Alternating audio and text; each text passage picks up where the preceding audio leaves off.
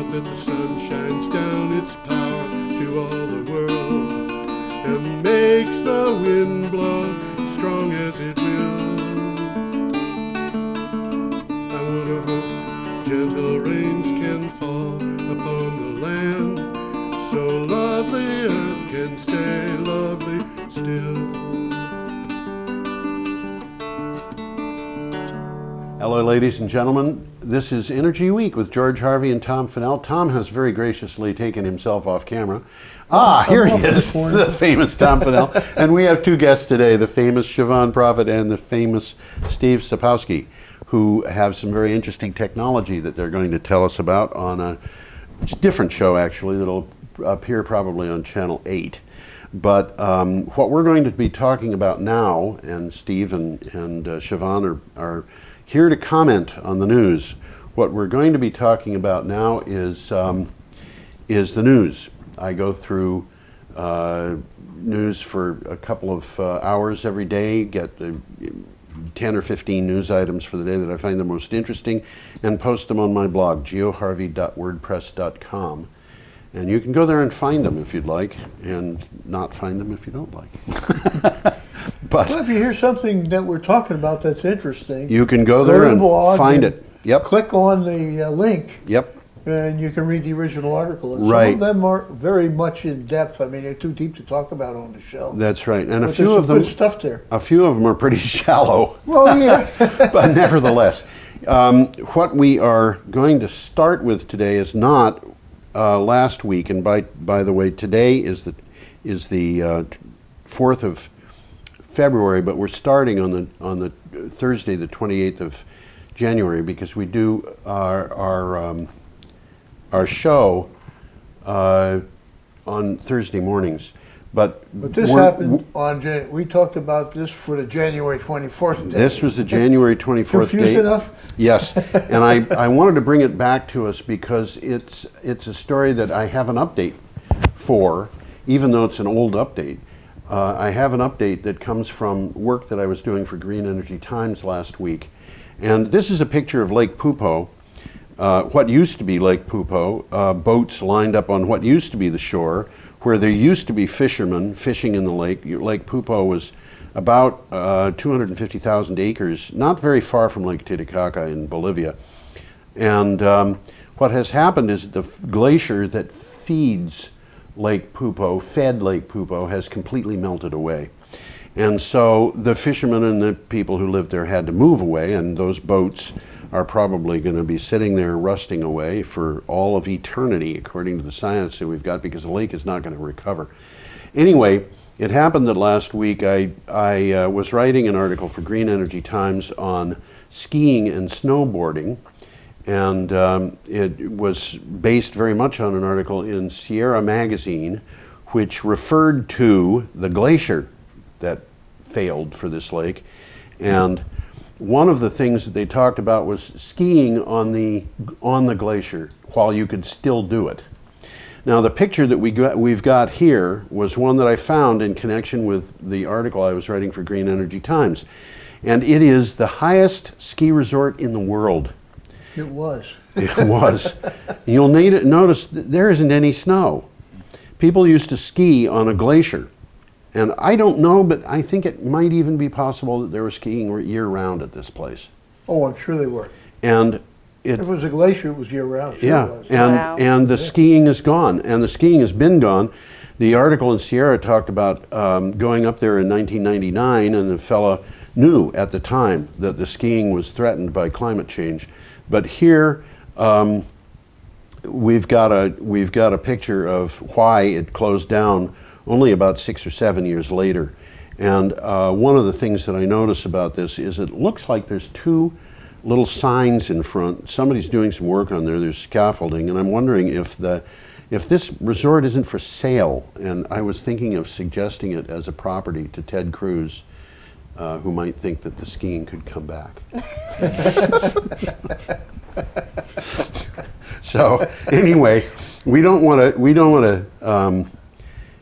to depress anybody. You know, one of the things that I tell people very often is I really expect that we're going to be able to deal with climate change. It's a lot of good news, but that's it's a pretty place, but it shouldn't look like that.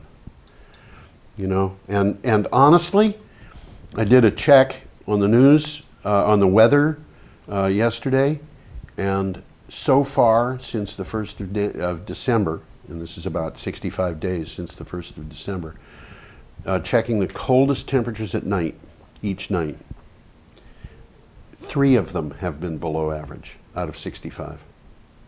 Wow. You would expect 30 or more to be below average. You're talking 3. local. Local, yeah. Yeah. We have not seen We've had a very as, warm winter. as low as 0 in Brattleboro, Vermont. You know, about midnight last night, it was 60 in Brattleboro. I didn't know that. It's It's depressing. not that cold, that warm now. And the thing that's terrible about this is it's going to drive those woolly adelgids to eat our forests. Yeah, And if we have another winter like this before we have a good solid cold, we're going to lose a bunch of trees. we're going to lose a bunch of trees. And you know, you see that. You probably are very well aware of that in Massachusetts, that the hemlock stands are, a lot of them are just standing dead, looking like beavers took them over, even though they're on the sides of hills. Okay, let's get to the news. What do you think? Sounds like a plan. Okay, Thursday, January 28th, from the Sydney Morning Herald, we have this.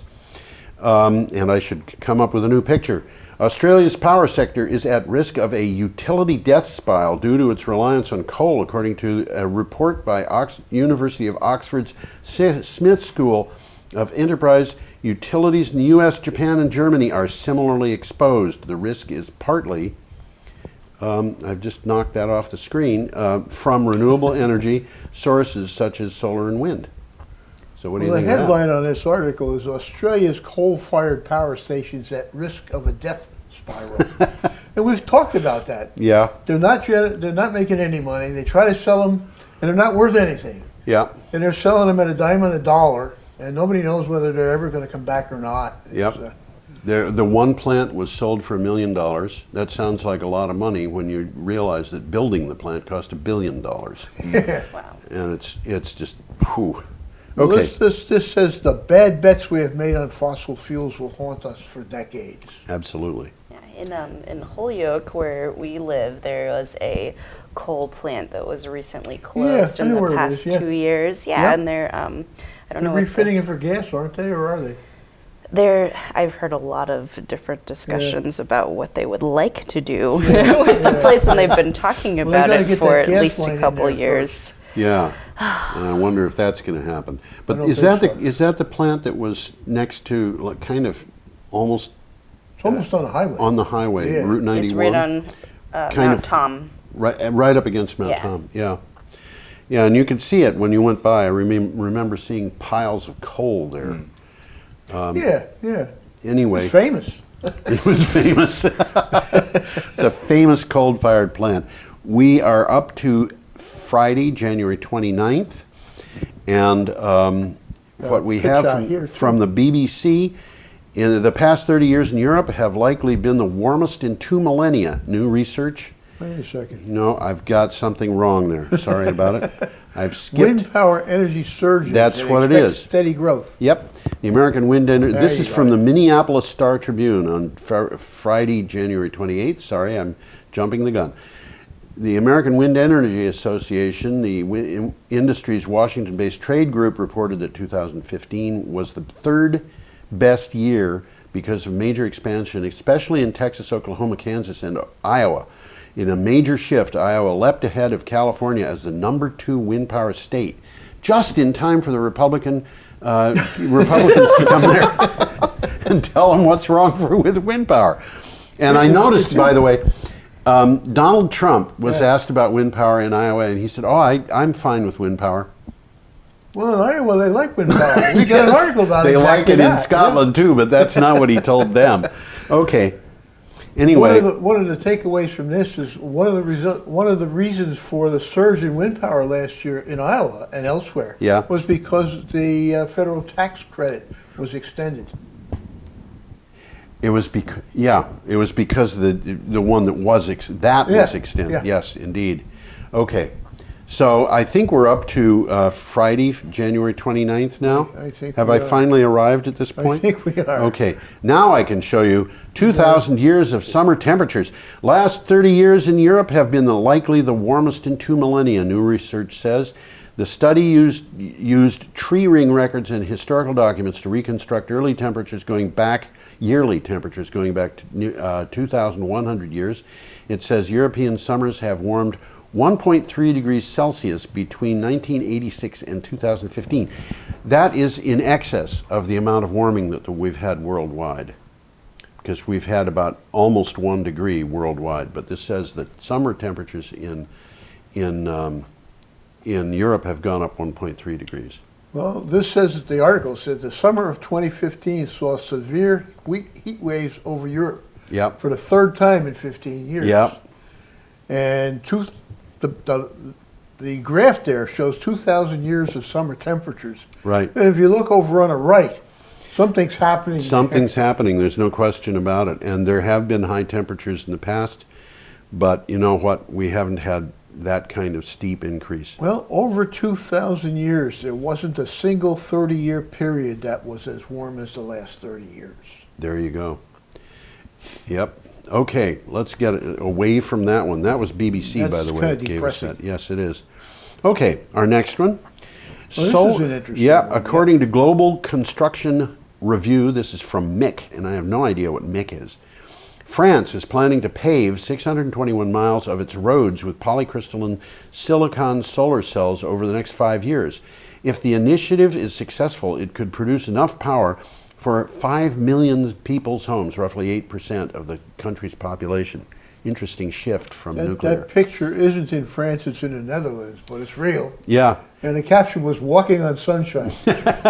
Well, what they're doing there, I believe, is they're actually, the bicyclists are walking by the road as it is under construction, which is why they're not riding on the road. Okay. But this is something that we've seen talked about in the United States. Yeah, there's an outfit out people are west doing that's that. doing exactly that in Yep. the U.S. Okay. It makes, it makes so much sense. It blows the mind. I mean, glass roads, but Yeah. if it works, It works. there's a huge amount of roads. If we could Huge turn them amount of all into roads. generating electricity, Yeah, instead of sitting in the sun getting hot. yeah. And I don't know what that does to global warming, but I would guess that it might do something. Okay, our next item comes from North American Wind Power. A group of companies has filed a proposal to diversify New England's energy supply via Vermont Green Line transmission project.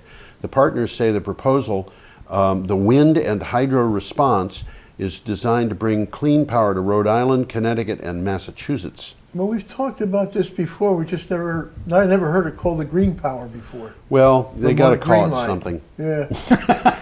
But it starts out under Lake Champlain. I hope it doesn't start under Lake Champlain. No, it starts up in Canada, but It goes under Lake Champlain Yeah, it when first in the United States, yes.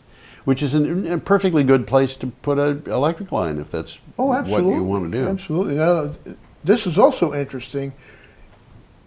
The line particularly starts in right near Plattsburgh. Yes. They're going to have 20 miles northwest of Plattsburgh.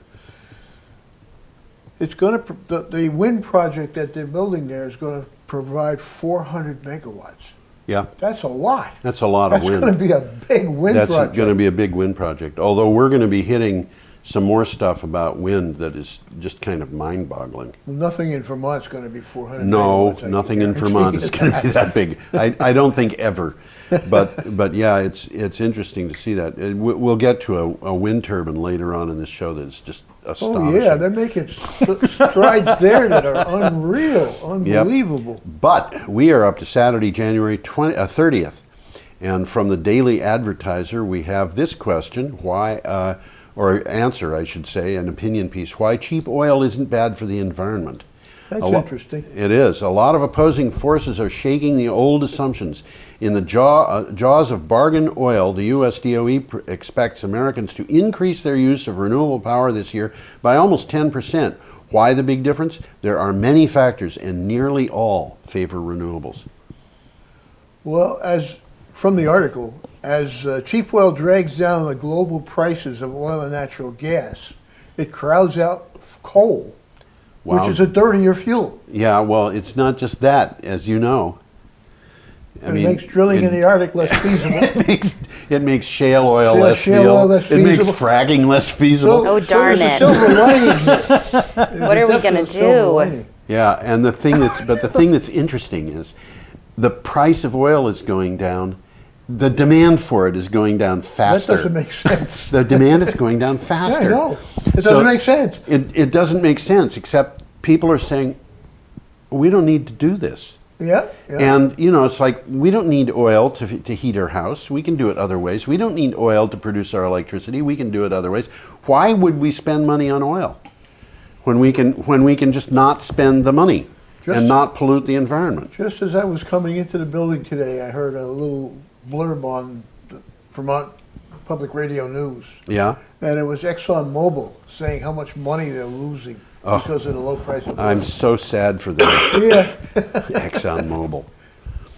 Oh my goodness. Okay, that was from the Daily Advertiser. Now we have International Business Times. The wave of optimism that followed last month's climate change deal in Paris is wending its way down Wall Street.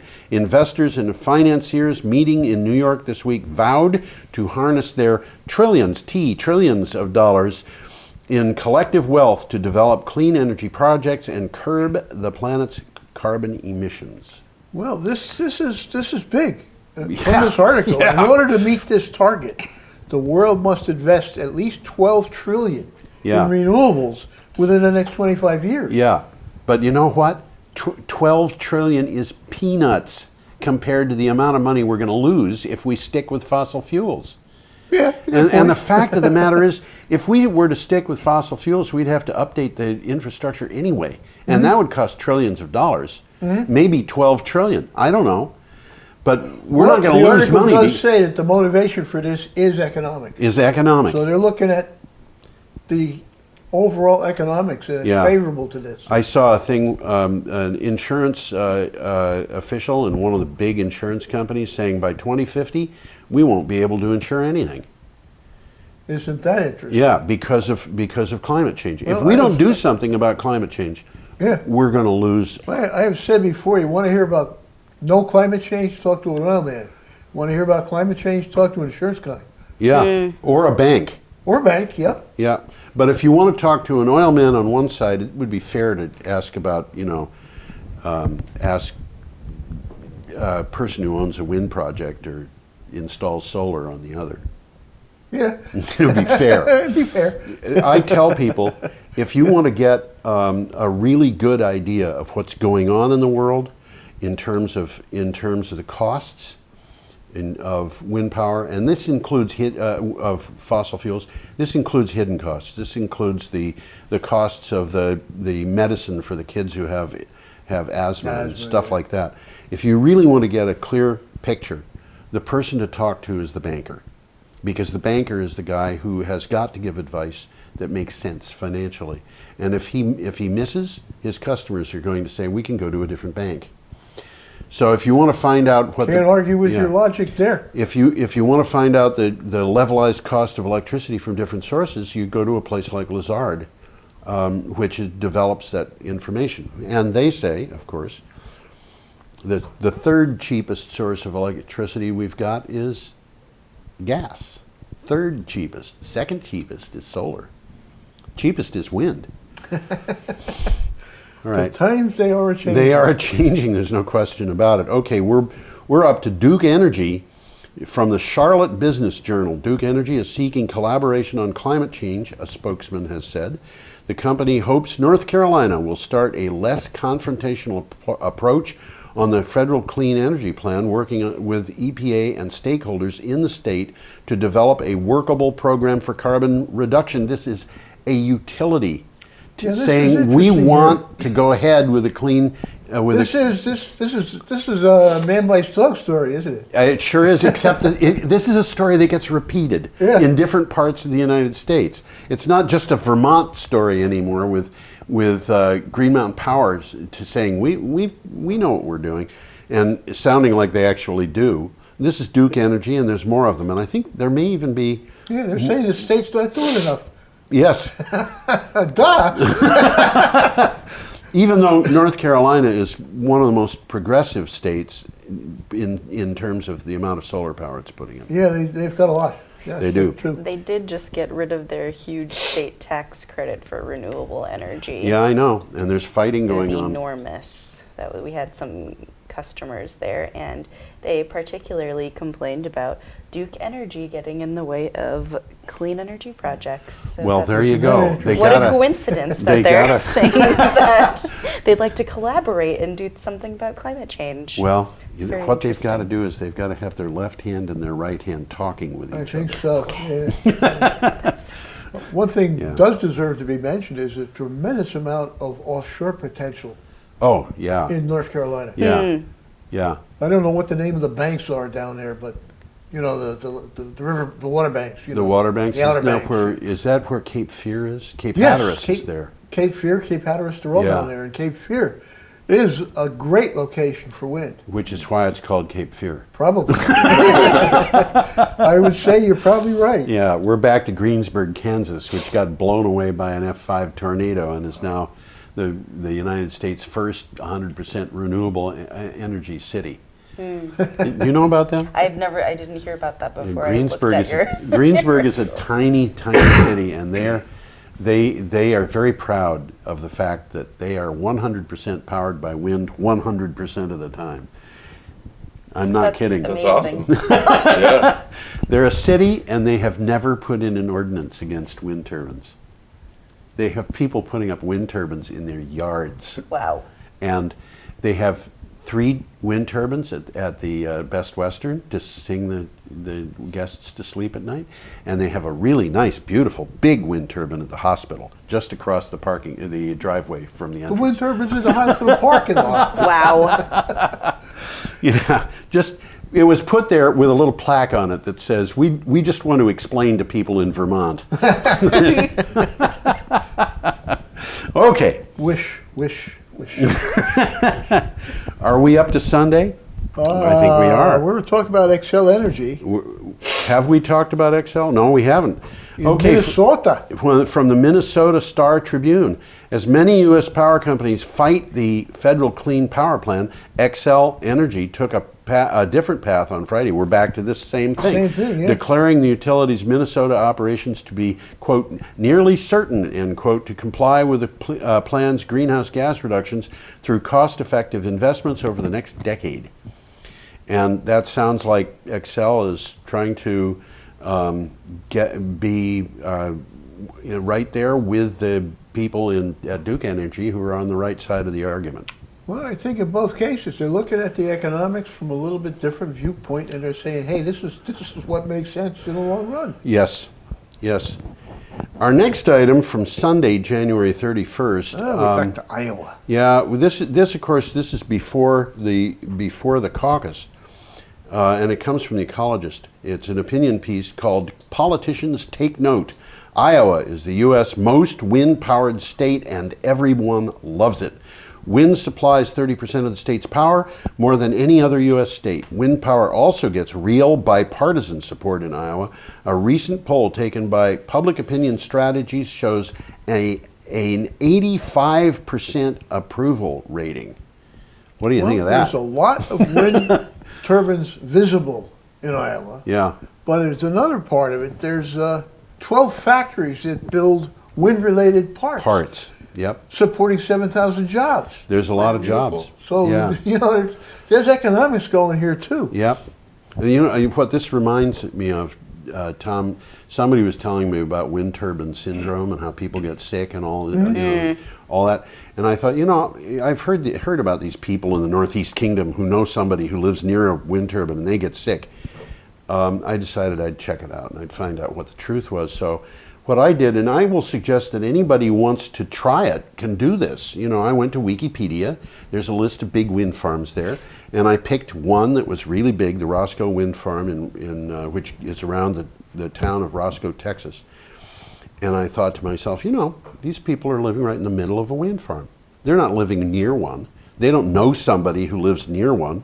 They were all around it. They're right in the middle of it. So I figured, okay, I'll just take a random number in Roscoe, Texas. I'll do the municipal building and talk to the secretary instead of the town manager, because the secretary doesn't care. And so I dialed the municipal building, and I got this woman, and she said, "Hello." And I said, I told her what I was doing, and I said, I'd like to know how you feel about living in a wind farm. And she said, well, I never thought about the fact that we live in a wind farm. I suppose we do. Well, we like it. You didn't record that phone call. No, but I wrote about it. There's a takeaway from this Iowa thing, and it's worth saying. Okay. Every turbine you see driving across the state of Iowa means three things.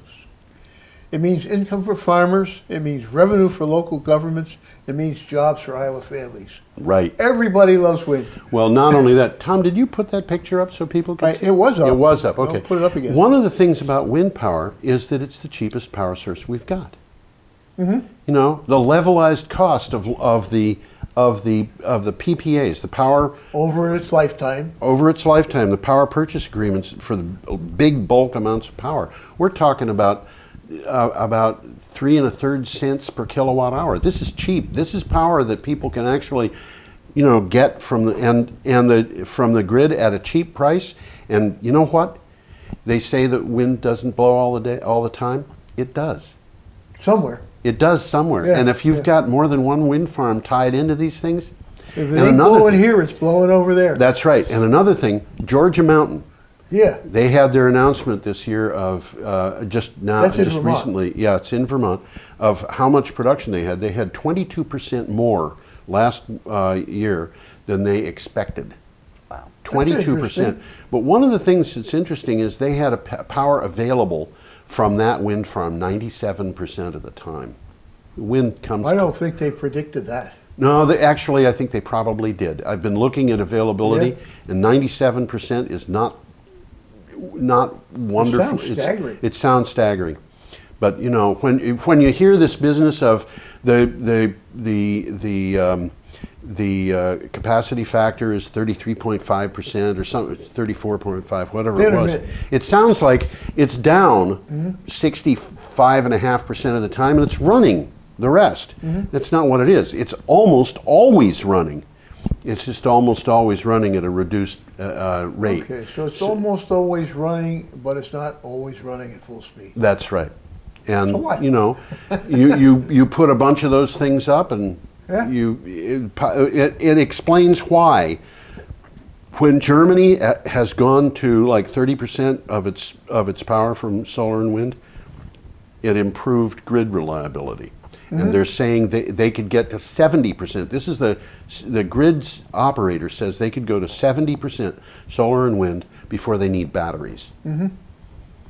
That's no other sources of power. Yes. That's what they're predicting. Yeah. That's what they're talking about. All renewables. Indeed. Times they are changing. They are changing. There's no question about it. Now here we have something from Wind Power Engineering. This is interesting. Here's a guy, Todd Griffith. Interesting. I wonder if he would be impressed to see that he's on television. Todd Griffith shows a model of a cross-section of a 50-meter blade. That's a cross-section of a 50-meter blade. 50 meters is 150 feet. But so the blade's 150 yep. feet. A new design from Sandia National Laboratories for wind turbines with gigantic blades longer than 2 football fields would help bring a 50 megawatt offshore wind turbine to the United States and to the rest of the world. The design's load alignment is bio-inspired by the way palm trees move in storms. We're talking about wind turbines with blades that are over 200 yards long each. That's blade. 2 football fields. 2 football fields each blade, and they're talking about putting these things up on masts that are really tall. Well, the rotor blade is 650 feet. Yeah. 200 meters, not 200 yards. So it's bigger than 200 yards. Yep. So the turbine's got to be Gigantic. taller than that. Yes. So otherwise the blades are going to get wet. We're talking about these turbines being really tall buildings. But they're talking 50 megawatts. 50 megawatts. That's 10 times what's available now. Yeah, and you know what? As they get to bigger and bigger turbines, it turns out that a bunch of different things happen that improve. And one of them is the bigger turbines have better capacity factors. And in fact, in some parts of the world, the capacity factor for wind is getting up to 60% for the turbines. And that is approaching the capacity factor for combined cycle natural gas. I would expect if they put these things in the traditional trade wind zones, they're going to get even a bigger capacity factor. Unbelievable. You know, I remember reading a book about the Second World War in the Aleutian Islands. You know, I read things that are a little weird from time to time. But one of the things that the author of the book said was, the Aleutians are a particularly difficult place for aviation because they're one of the very few places in the world where you can have a combination of dense fog and high wind for weeks at a time. Wow. Now think about high wind for weeks at a time. What does that tell you about wind turbines? Well, we talked about Morocco last week. Yep. And they're on the west coast, northwest coast of Africa. Yep. Right in the trade wind Right zone. in the trade wind zone. So the wind is always blowing. Here are people who have traditionally, 95% of their energy comes from outside their country. So they're going broke buying energy, and all of a sudden they're going to be all this energy at their footstep. They're going to be able to sell energy, excess energy to the Spanish, who won't know what to do with it. So they'll ship it on to the French, who will be saying, nuclear power plants? Why should we pay for them? Anyway, thank you very much to Sandia National Laboratories for that one. And that really, I read that several times. That's really, really interesting. Yep. For what it's worth, it's called a segmented ultralight morphing rotor. Well, I'm glad you could pronounce that. Whoa. Whoa. Okay. Thank you, Wind Power Engineering. Our next one is from OregonLive.com. I think that's what it says.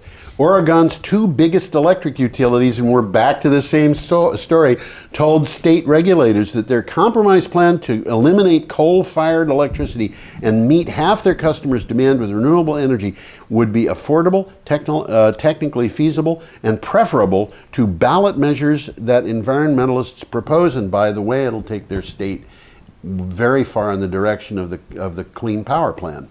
And this is the utilities. This is the utilities. Okay. Why should we buy coal when we can?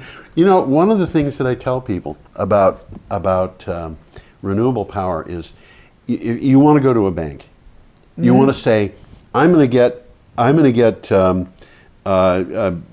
solar installation, or I'm going to get a new battery, and you need to get financing for this. One of the arguments that you can make, and it is an intuitively obvious argument, and I think a banker should appreciate it. If he doesn't, you're in the wrong bank.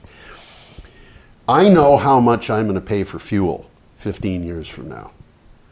If I bought a furnace, oil furnace, I wouldn't know that. Yeah.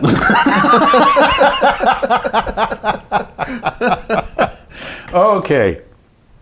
I'll give you the headline on this next one because it's great.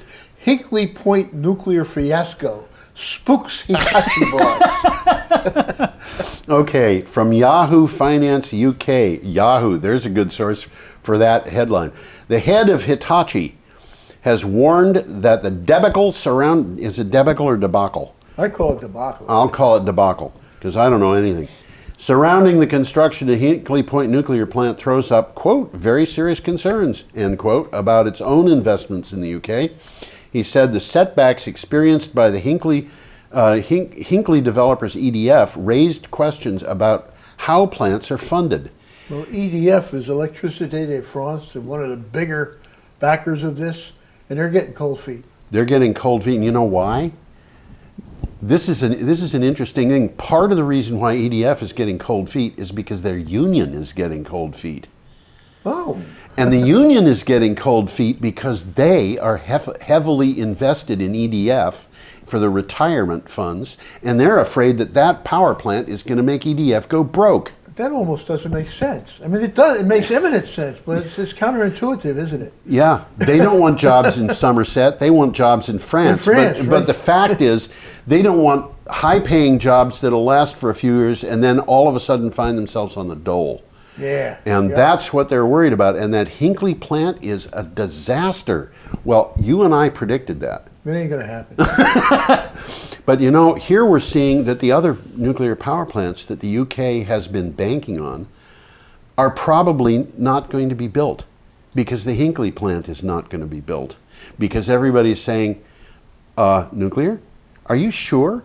Meanwhile, the UK had a really good approach to renewable power, and they have basically look what they've done to it. Look at what they've done. They've pulled the rug out of onshore wind. They said, the government that's in now said, we're going to have solar panels on everybody's roofs. Yeah. And then they said, no, we're not going to back that. Not solar panels on roofs. No, and we don't want solar panels in farmers' fields, and we don't want. You know, and it's like everything that you can imagine. They don't want to make houses more efficient. They don't want mini splits in people's houses. All they want to support, apparently, is offshore wind, nuclear, and fracking. And you know what? Those are big businesses. They're supporting big businesses. For sure. And EDF is letting them down. I think for reasons that are probably justifiable. Okay. Well, now we're up this to one's Monday. It's not Vermont, but it's a Vermonty story. Yes. Monday, February 1st. This is from the South Bend Tribune. A Goshen, Indiana Green Cow Power Energy Center, that's the name of it, Green Cow Power Energy Center, has 2 anaerobic digesters that turn the waste from 1,500 cows on a nearby dairy farm into electricity. Its 3 engines produce 3 megawatts of electricity, and it transfers enough energy to power 1,900 homes for a year to NIPSCO's substation at Wakarusa. I think Wakarusa's in Indiana, but it sounds like it should. It sounds like it should be in. I would think in Australia or something. That's Andrew Sloat, by the way, walking through the engineer. Just think about this for a second. No, he's the chief engineer there, so yeah, he's not a janitor. 1,500 cows. The waste from 1,500 cows would produce enough to power 1,900 homes. What does that tell you? It's almost 1 cow per home, isn't it? It's more than 1 cow per home. Yeah. And that's what I'm sitting there saying, that's what I wanted we've to got say. 9.5 million cows in this country. Why aren't we doing this everywhere?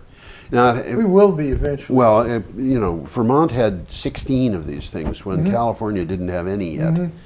But this is, and I've mentioned my son Jeff and his work in Kenosha, and they had a waste treatment facility for sewage, and they went from they are putting that waste through a very advanced technology set of biodigesters, and they're powering the plant.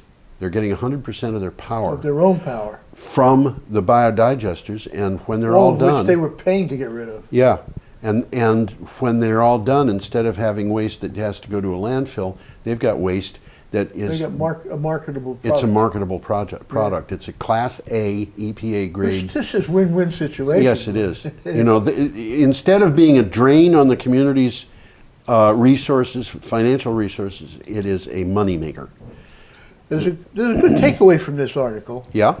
In case anybody's interested, it describes how anaerobic digesters work. Yes. And it says it very easily. Yes. They're like a giant stomach. The tanks are kept void of oxygen at about 101 degrees. They contain bacteria which break down the manure and other biodegradable material over the course of 30 days and turn it into a black sludge that resembles oil. During the anaerobic process, the methane gas rises to the top and is piped off. Yep. And of course, they use it to generate power. Yep. And it's a situation where the other products, by the way, at the plant that Jeff was working on, he designs and builds the control panels for centrifuges. By the way, they mentioned a couple of interesting things here. This particular plant does biodegrade other things than cow poop. Yes. A truckload of pancake batter recently arrived. An animal had gotten into the truck and they had to throw it away. Yes. And another one that'd be interesting for Vermont. Company printed its maple syrup labels upside down. Oh no. And it was too expensive to repackage them, so they ran the maple syrup through the digester. No. Wow. There should be a law against that. Man. It's sacrilegious, It isn't is. it? Yeah. You know, I used to teach my children etiquette, and the one thing that I told them was, you are never allowed to lick your plate unless it has maple syrup. However, the thing that I was going to say about Jeff was his plant. Now I don't even remember what I was going to say. So there you go. All right, we should just go on, I guess. Well, a final takeaway from this. Yes. This is the engineer we saw in the picture talking. Yes. We aren't reinventing anything, Sloat said. We took something that was already happening. All we did was put a roof over it. Yep. Good way of looking There at you it. go. Okay. Our next item comes from the Hellenic Shipping News Worldwide. It's amazing how much stuff I get from that organization. Is it really? Yeah. Yeah, you've seen this before. Yeah. Exxon predicts our energy mix won't change a whole lot over the next 25 years. This is Exxon predicting this. Bear that in mind. In fact, ExxonMobil projects that oil and gas will actually increase by 2040. The unfortunate future stems from an age-old conundrum of trying not to eat sugar when your pockets are full of candy. I love that metaphor. That's a great one. And here you've got a picture of gas flaring. And I'm not sure, but I think this particular picture came from Kazakhstan. But it might have been from someplace in Russia. But, this Exxon, we talked about the fact that they're losing a little money. Their stock is down quite a lot. Yeah. And, they're making predictions. This reminds me of Entergy saying that they knew how to make money on gas, coal, and nuclear, and they figured they would make money on gas, coal, and nuclear for the next 25 years. They did that just before they announced that the Vermont Yankee plant was closing. And now, of course, they're asking for handouts for plants in New York State, and they broke ground on their first big utility-scale solar field farm in Louisiana. That's interesting. Just in the last few days. I'm not surprised, but it is interesting. Yep. Okay, our next item, Clean Technica, Tuesday, February 2nd. And that is this. It's a wind power for the Royal Society for the Protection of Birds. Collaborating with can't pronounce his name. Ecotricity. The Royal Society, thank you, for Protection of Birds, which is the equivalent of the Audubon Society, installed a new wind turbine at their headquarters. And a 100-meter turbine, which is not the one you see here, will develop 1.85 million kilowatt hours per annum. The director of conservation says research shows the turbine is not in an area where birds will be endangered. And they ought to know. They ought to know, and they had some very interesting stuff to say about bats in this article too. Mm-hmm. Yeah, I read that. Yeah, what they did was they found that there just aren't any birds in the area of their headquarters that fly in the zone where the wind turbine is going to be, and they studied the bats, and what they said was very few species of bats go up as high as this wind turbine's blades, and they do so only around dawn and dusk, and they only do it. Shut these off. Yeah. the bats are flittering. Yeah, and the bats only go up there if the wind speed is below a certain speed, like 7 meters per second or something. And so if they know that the bats might go up there, they shut the turbine off. Yeah. And the fact is the wind speeds aren't that high, so they would not be generating all that much power. They're not losing a lot by shutting this thing down for an hour. So I would imagine the bats would be well aware of where those wind turbine blades were. I'm a little unsure about that. Yeah. I think bats might not be all that aware because their echo finding would be confounded by the speed of the rotor. Mm-hmm. I've had bats fly into the window of a car I was driving. Mm-hmm. And I think the reason was because the echoes made it sound like the car was farther away than it actually was. So, I don't know. Anyway, moving on. Moving right along. Okay.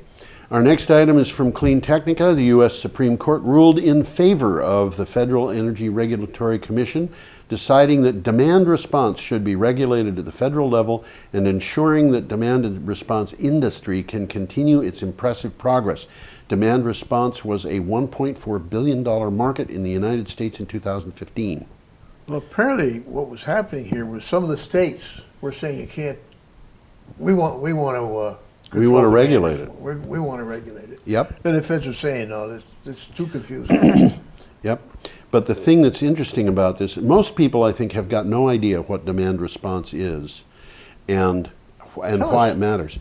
Well, suppose you decide that you want to buy an electric vehicle. Yeah. Well, you want demand response associated with that vehicle so that You want to be able to charge that car when you're going to need it. you want to be able to charge that car when electric rates are low. Okay. And with demand response, the utility can communicate with your car to tell it when and you can program the car to say only charge if the electric rate that you see coming in is 11 cents per kilowatt hour or lower. And the car would do that if it's on demand response. And you can do the same thing with your water heater. Your and laundry. You can do it with your laundry. You can do it with a bunch of different things. Well, it does make sense. It makes enormous sense.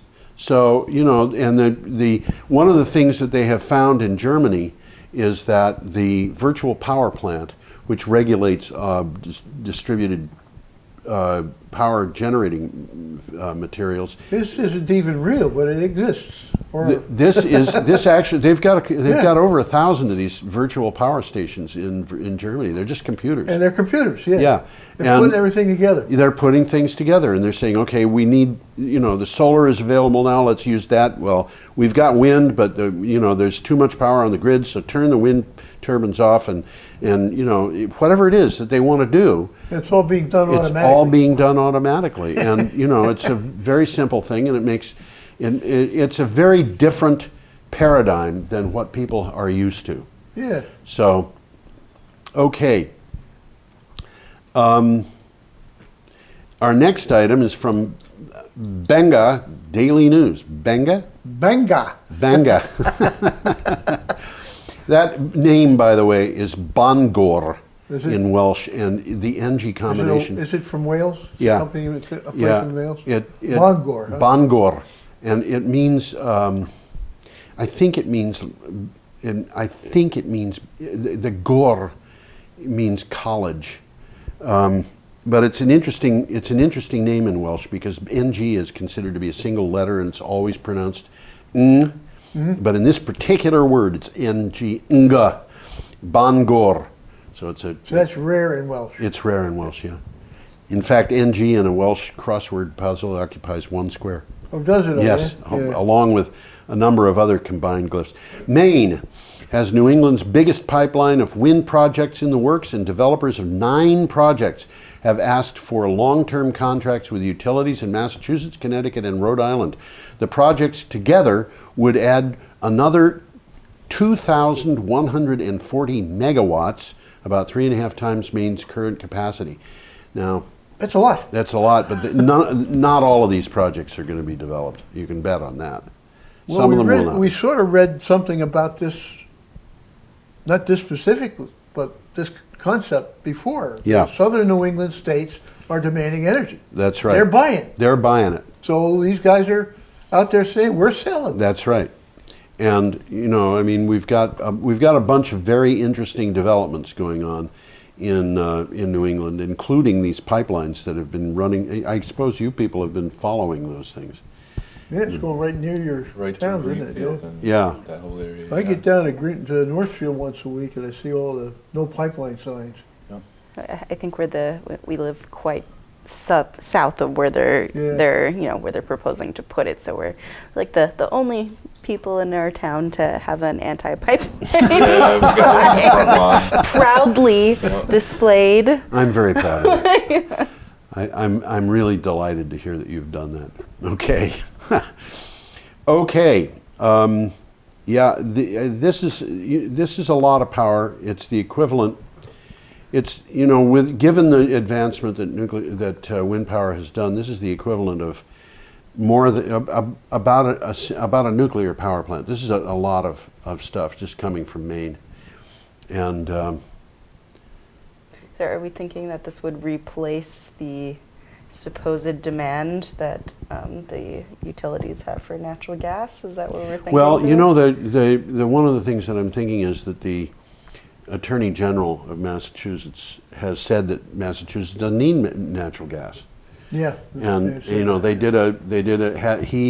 she commissioned an independent study to see whether it was going to benefit the citizens of Massachusetts, and the study said no. And when you consider some of those projects, it's easy to see why, because the projects are for gas. Some of them are for gas pipelines that go through Massachusetts, and they just keep going. Well, I think they got a hidden agenda. I think it's about export. I think it's about Absolutely. export. Yeah, absolutely. That's very likely exactly what it is. They want to get that gas up to New Hampshire, where they can put it on tankers and send it over. And send it to Europe. But I don't think that gas is going to last all that long. I don't think so either, but they do. They do. Obviously. The worst part is they want taxpayers to fund the project. Yeah. Well, wouldn't you? I guess if I was them. Yeah. Okay. Speaking of gas, we are up to Wednesday, February 3rd.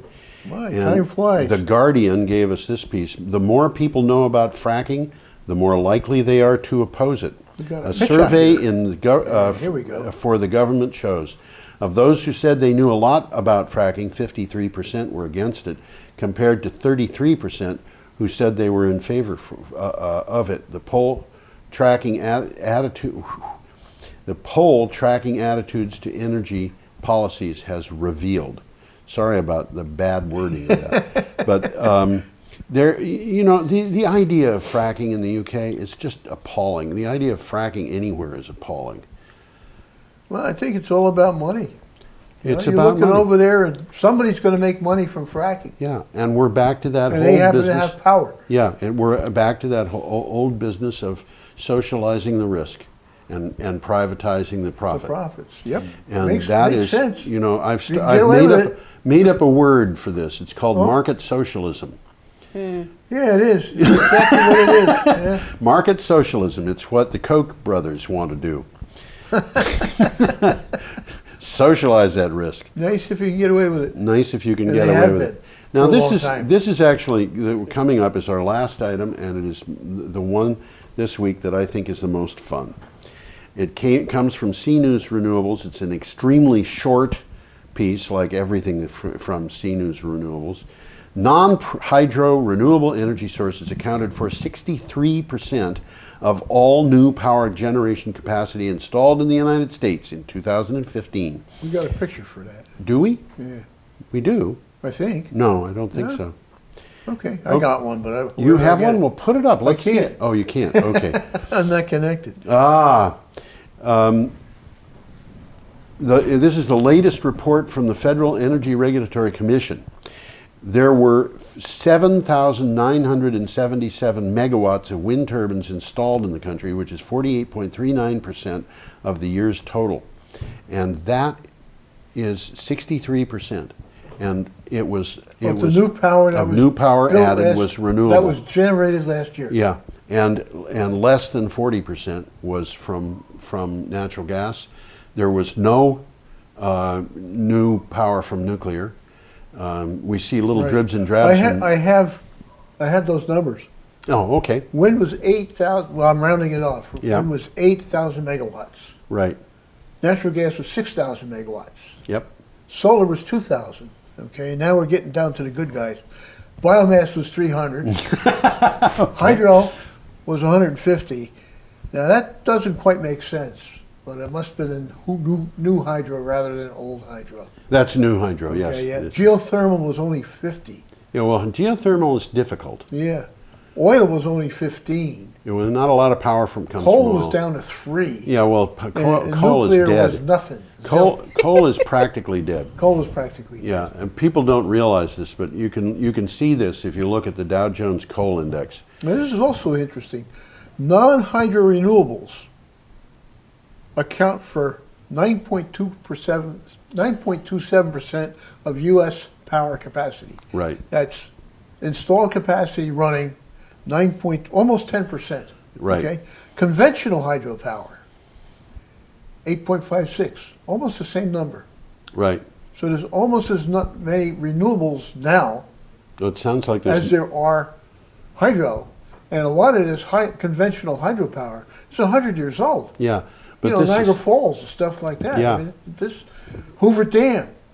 yeah, it sounds like your figure for non-hydro renewables actually exceeds the figure for hydro By a little bit. by a little bit. Yeah, just by a little bit, but yes. And between the two of them, they're up around 17%. Well, close to 20. Yep. Yeah, which means that they're approaching. I'll give you 18 anyhow. Yeah, between the two they're of them. approaching double the amount that nuclear's got. Yeah. That's interesting. The times they are changing. The times are changing, and coal.